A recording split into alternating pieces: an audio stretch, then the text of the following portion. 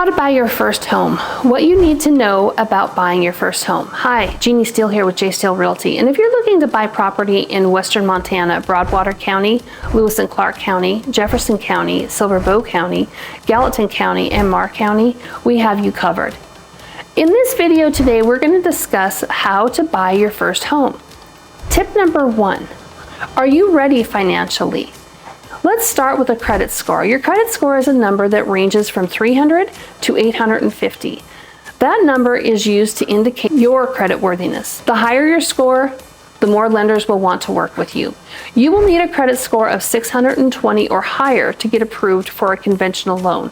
You will need a minimum credit score of 580 to qualify for VA or an FHA loan. RD loans with most lenders require a score of 640. So you're going to really want to get your credit score above 640 if possible. If you don't know how to do that, we can connect you with a lender who can help you out. Or you can go to fico.com and they have lots of great tips on how to raise your credit score. If you don't know what your credit score is, go to Credit Karma or one of these free credit scores or reporting services.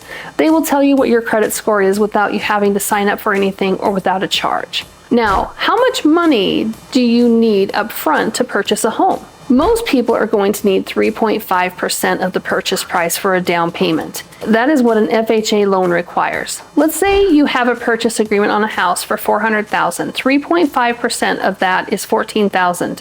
That's what you would be required for your down payment. Now, there's other loan products out there such as VA loans. A VA loan often requires little or no down payment. To qualify for a VA loan, you have to be in good standing and to have served or are currently serving in the United States military. There's also RD loans or rural development loans. They're for low income or moderate in rural areas and they require no down payment for the house. Again, they have to be in rural areas. There are also grants and other resources out there to help you with your down payment if you don't have the entire amount down. Tip number 2, you're going to want to find a great realtor that represents you. Now, there are lots of different realtors out there. Just because your grandma has a best friend whose daughter just got her real estate license, that doesn't mean that you have to use that agent to represent you.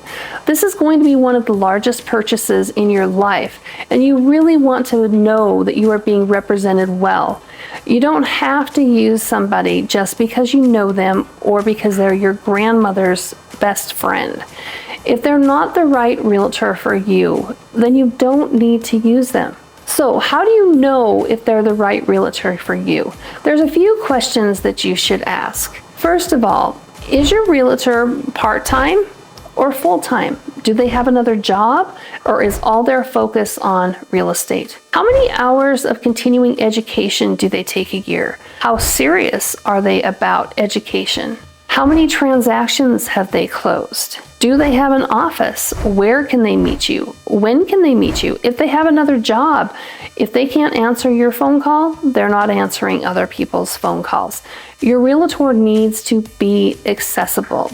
Now that you've found a great realtor and you have spoken with a lender, or you know what your credit score is, you want to reach out to a lender and find out what you're pre-qualified for.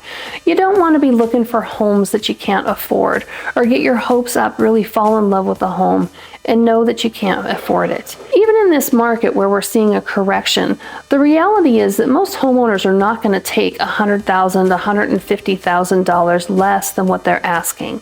So you really want to know what you can afford. So once you've made a relationship with a lender and you have a great realtor and you know what price you can afford, it's time to start searching for homes. You can make up a list of things that you would like to have in a home, and you can have your realtor set up a search for you so that you will know right away when something new comes on the market. Once you have located the home, your realtor is going to do a market analysis for you on that home. Especially in Montana, that's really important because we're a non-disclosure state. People think they know what our sales prices are, but those are not public record in Montana. And the people of Montana have voted to keep it that way. They don't want our sales prices on real estate public knowledge. So your realtor is going to run some comps for you so you know what things in like condition in similar areas are selling for, so that you can make an educated guess about what to offer. Once you make an offer, the realtor will send that to the listing agent. The sellers will decide if they want to do business with you. If they accept your offer and you go into contract, there's going to be a list of things that you do doing your due diligence.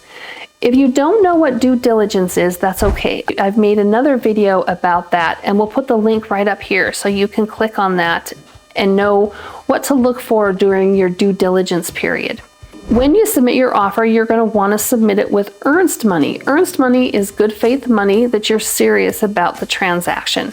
That money will get deposited at the title company, so make sure you have the money in your account. If you want more details about earnest money, I also have done a video about that. You will check to see if you can get insurance at rates and terms acceptable to you. Then you will hire an inspector to inspect the property and see if there are things that you can't live with in the house, if this is just the wrong house for you. After the inspection period, we will wait for the appraiser to come out and appraise the property.